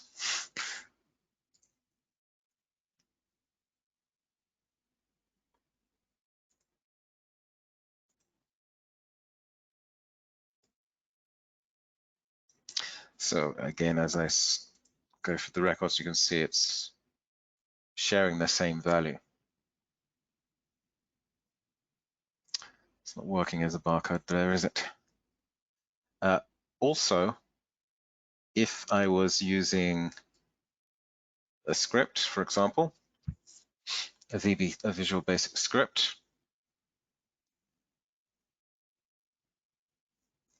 I can make reference to that named data source. Well, I can make reference to the database fields. So I can make reference to that. But also in my VB scripting, I can also make reference to the named data source. So it's making that value public, which is or can be very useful. In the context of a layer, as we see, the block of text is conditional. I'll change the property of my condition so that if option equals true, then I print the content of this layer. So at the moment, it's two text objects now. It's the block of text plus the company name as well. Now, at time of print, I could be setting that named data source in a variety of different ways, from a database field, but also I could be making use of a data entry form. So the data entry form is the optional part of a BarTender document in which you can have, at time of print, the user enter in additional variable data entry content. So from the toolbar here, we can see a variety of different data entry form controls are available for selection. And perhaps for my option named data source, I'll choose the radio button. And I'll link this to my named data source called option. So this form control is now bound to that named data source. So the value I enter in here sets the value of that named data source, or alternatively, other items on the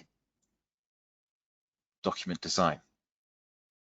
For my list items, I need to set some values, and they will be true or false in this example. And I can say how I want to arrange. Let's make it horizontal, shall we? Like so. Now, as I'm connecting to a database, I could also have a form control here to allow me to pick the records that I wish to print at time of print, using the record picker form control like so.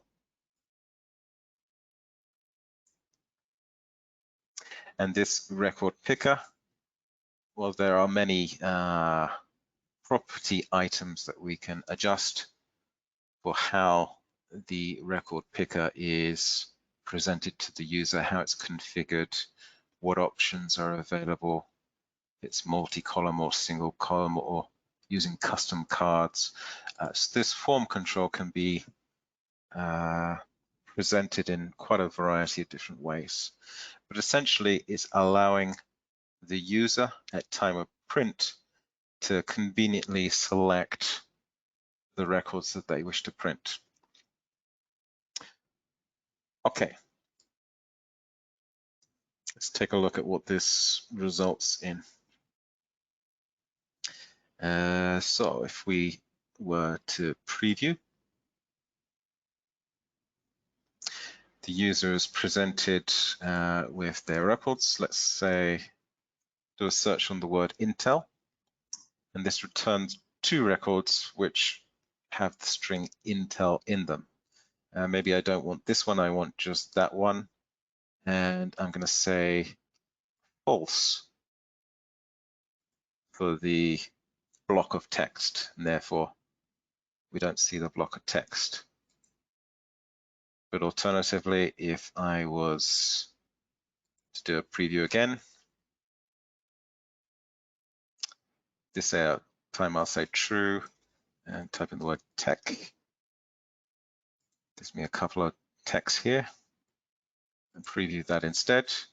And now we can see dynamically we have the block of text from that particular layer intelligently selected at time of print using conditional printing.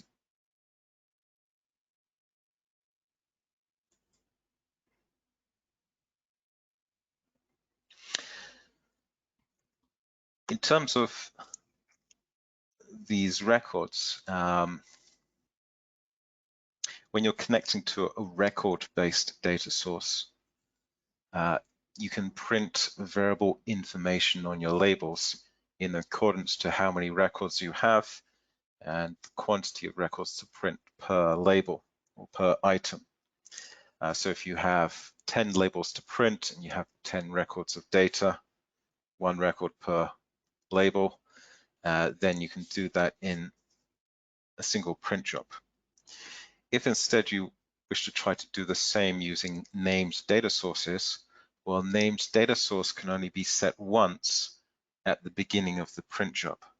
Therefore, to get the same result, you would need to have 10 separate print jobs, 1 for each label, where you specify the new value for each named data source at the start of the print job.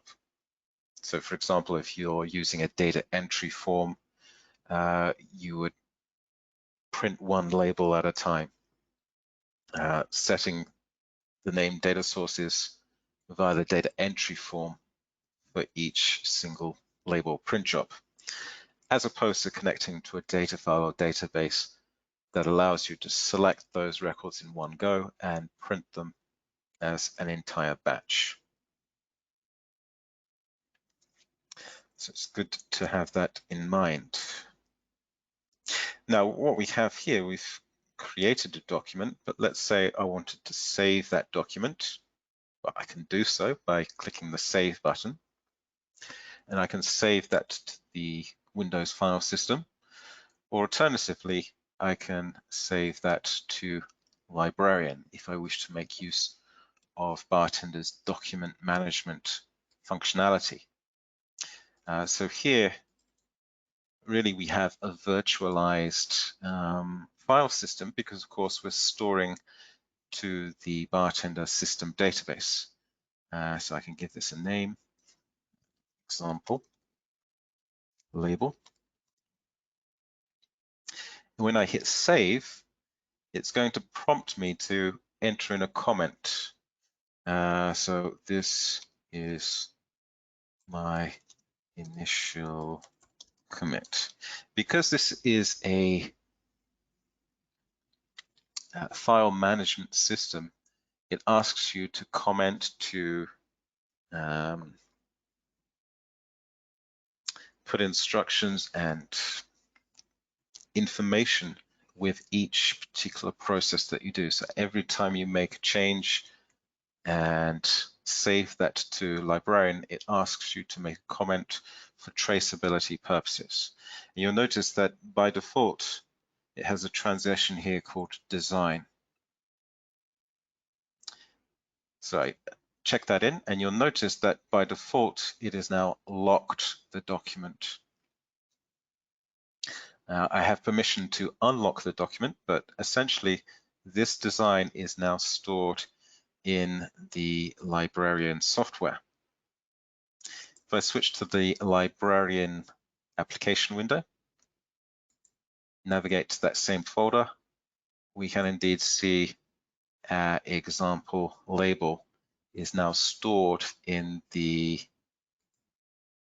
document repository. Now I just need to open up administration console again because I closed it earlier. So here we have the file. We can see that it's revision 1. It's using the approval workflow, and its current state is in design. And here we see the file history. So for example, if I come back to BarTender, unlock it and make a change. So let's just change the font size, for example. Move this over here or over there and save it again. Yes, check it in. I made a change. Check in. Come over to librarian and may need to just quickly refresh. We can now see we have a second revision, still of a design state, still using the approval workflow.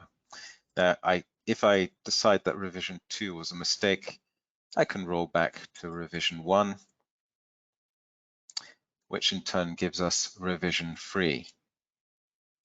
Maybe I decide that revision 3 is ready to go to production, so I ask to transition it to submit it for review.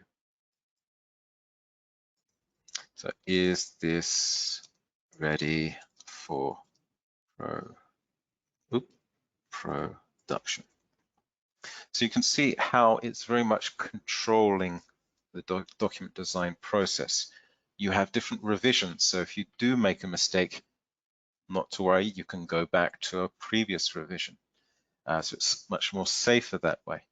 Also, if you're operating within a team, you have different people with different responsibilities, some to design, some to check for quality of that design, and administrative purposes, for example. So I've submitted it for review. So it's now of the state review, where depending on your workflow, it could be the case that other people have received an email notification asking them to check your document and to either approve it or reject that document file state. So where is it getting these workflows and file states from? Well, if I switch back to administration console, which is controlling the overall miscellaneous configurations and settings of BarTender, we have librarian setup. And from here, we can define our workflows, our workflow rules, and if we wish to integrate it and connect it to our print portal web application, from which some librarian tasks can be executed without the need to install BarTender. If I look at the workflow rule itself, edit the workflow, because I have one created already. This opens the workflow designer, which is like a flow diagram design tool. So you can move things around, you can select them and view the properties of that particular workflow. So it's proper diagram software here. You'll notice that when the file is added, it goes into design, and we can change the name of that workflow if we wish. It's not a production ready document, but it is an initial file state. I can set permissions as to who has access to change to and from that state. And I can also set up email notifications, which indeed is what I've done for the review file state. So it sent out email notifications to, well, to these guys, I guess. Depending on whether that is approved or rejected, it will either go back to the design stage if it's rejected, or moves on to the production file state, which has or does have a property of being published. And that means if you're securing and controlling your printing production, you can have certain users that can only print production-ready documents. So it prevents your print operators from printing labels that have not been authorized and gone through a managed document control process. Just come out of that. Now, of course, the workflow can be as simple or as complex as you wish. So let's select a more complex workflow for a regulated industry, and we can see that there are multiple steps that this particular document would need to go through before it gets into production. So multiple review stages can be set up. And that's entirely down to the user to define what their workflow would look like. Now, as a file is added to the document repository, we need to decide which workflow will be applied. So therefore, we have workflow rules. So if I edit one of these, we can see that when a document here is added to this folder of a particular file type or name, we can choose to run a particular workflow depending on what's been published, or perform other actions. So this will automatically run a workflow on a file depending on where that file has been saved and what that file is. So it automatically occurs. Now, if we decide to transition this to be approved and therefore ready for production, if I can spell, this document can now be used in software such as PrintStation, in Print Portal, the web printing application. It's used by default when automating the printing using the integration platform, for example. So production labels in a managed document environment is, generally speaking, what the print operators will be using. And of course, we can secure that down. We have security enabled under the administration console. Under user permissions, you would have like a print operators group, for example, and one of their permissions would be to print published documents, but not be able to print unpublished documents. So thereby securing your production. Ian. Yes. Ian, yes, sorry, I don't like to interrupt this really interesting part of your presentation, but I'd like to remind you that in 15 minutes we should finish, and still we need to do the Q&A. I see one there from someone asking, is it possible to print a continuous label with variable length for printing like a receipt that's one label, for example? Interesting one. The answer is we don't support that currently. If we go to the page setup of BarTender, for the page size, you'll notice that we can only define an explicit page height. There's not a variable page length option. Alas, that would require a new feature in BarTender. I believe it is something that we hope to support at some point in the future, but to be of variable length and therefore height of the label is not supported at the moment. Of course, templates allows you to have different template designs, but again, each of those templates are of the same height. So you can't have template which is 100 millimeters in length, template 2 which is 200, and template 3 which is 300. They all are of the same length. So alas, not yet supported. Okay, Ian, there is another one. I'm trying to go in order that says, is there any way to use a weight scale to calculate a product price for a simple price label, and also to use it with a ENG 13 code with the price or weight in that code?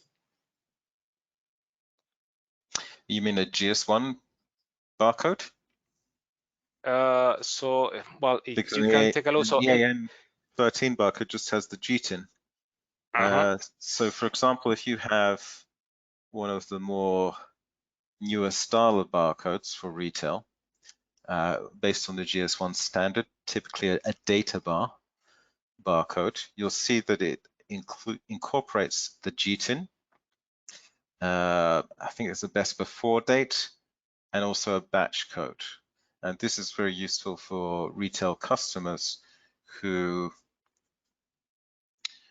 want more than just the identification of the individual product, but also that additional information that helps with product recalls and to turn over the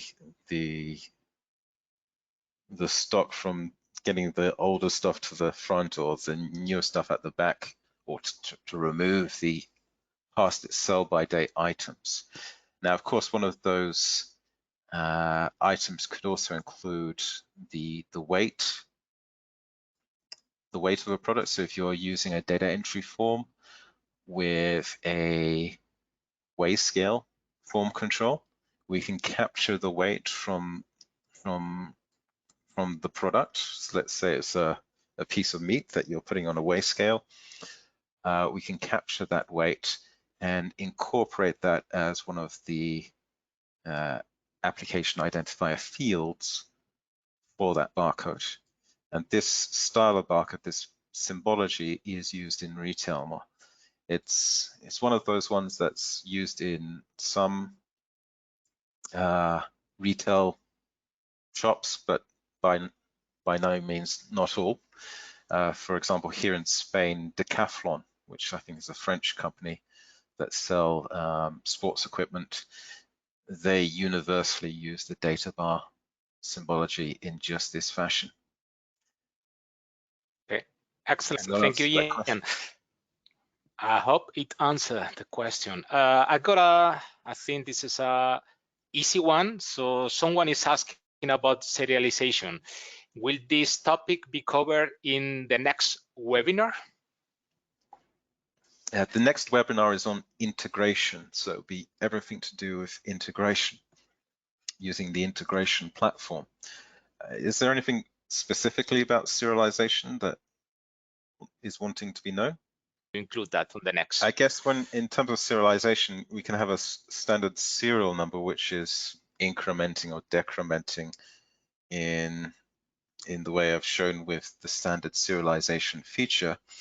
But also, if you have a document that is used, let's say in the medical device industry. So here I have a medical device example label format that I created before.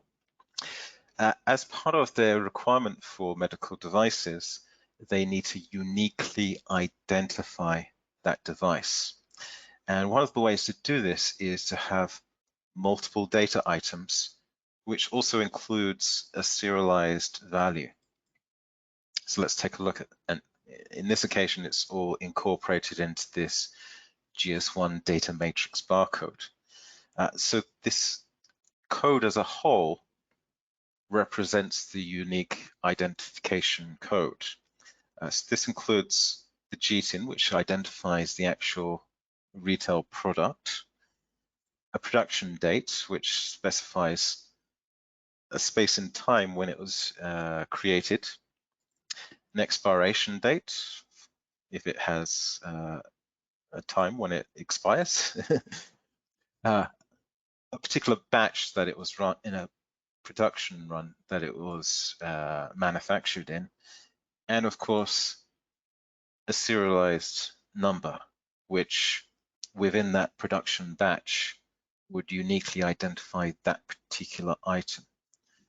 So when it comes to universal identification, these are often generated by concatenating these different fields together, where as a whole, they represent a highly unique value. So perhaps that is what is meant by serialization in that respect. About that. Yeah, and I got another interesting one. Well, all of them are interesting, but I think this is related to something that many customers has been asking. So question is, can you set a name data source as also a global data field? I'm thinking specifically for the EU FIC sample template with the allergens and exceptions, etc.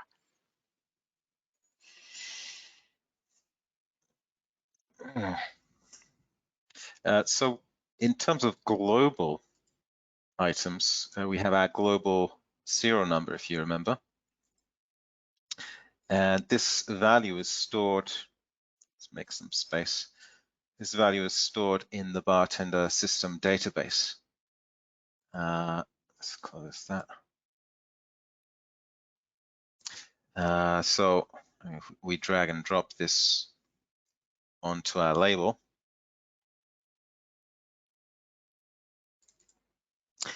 this is used in this particular document, but it can also be used in other documents and between other users. We can, of course, create additional global data fields. I'll call this one test.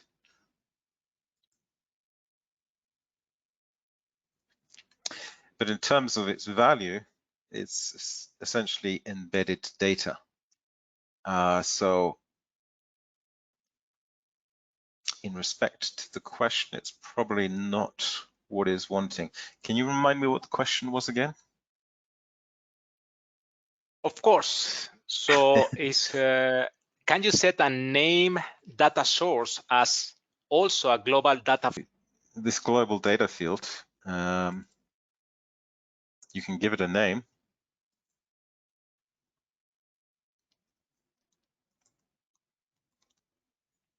glob_sn, for example. But that named data source is to the scope of this particular document. But as we've seen, a global data field is simply a name and a value. It's not as flexible as allowing for various types of data source, whether it's coming from embedded data, from a clock, from a database field, from a text file, or whatever else. So perhaps the answer is they'll need to, there's probably a different way of doing things that gets what they want, but it's not really answering directly their question. Do that. There is another, well, there are many, still many, but I think we can cover only one more. And this one question about components. So the question is, if database source and components are installed in the administration console, all existing labels use the new data source? Right. At the moment, components are coming from the file system. So for example, if I open up Windows Explorer and show it here, basically in Windows Explorer, I'm in my components folder, and basically you can see these are files and folders, and a component itself is a .btc file. It's like a mini fragment of a BarTender document. And when you create them, it's creating that BTC file. And when you use them, so let's go for a picture. When you use them, you're dragging and dropping and embedding that content into the document, so it's not linking. And I guess what they're wanting, or what they're asking for, is the ability to link components in much the same way as we can link database connections. And also something I didn't cover, we can link Visual Basic Script libraries. I think they're called libraries. So at the moment, components are embedded into the document. They're not linked. So I'm afraid the answer is, at the moment, you create a component, you drag and drop it into your label design, and at that point, it's much the same as when you just simply add content normally into. I think that answers the question. Ian. So it's on the wish list, and I for sure very much want that, because of course, if we could have a linked component, then yes, if you make a change and you have 100 labels, you would only need to edit the component, and those changes would be reflected in all of your document designs, making it much more easy to manage over time. But maybe BarTender 2022, who knows? I can dream. Do we have time for one more question, or are we done? No, there is no time. It's 30 past 12, and you know, Ian, I'm Spanish, and in Spain we always follow the timing. You know that very well. So you are very prompt, it has to be said. So this is the end. For sure, we will answer all the questions afterwards, and you will receive it by email. Thank you, Ian. Thank you, everybody, for attending today, and looking forward for seeing all of you in 2 weeks' time. So, Ian, I guess you can say bye-bye. Yes, thanks very much, everyone. I do apologize I wasn't able to cover all of the items that I wanted to, but hopefully what I went through today is going to give you a good jump start. So thanks very much. Thanks for joining. Thank you, everybody. Bye-bye.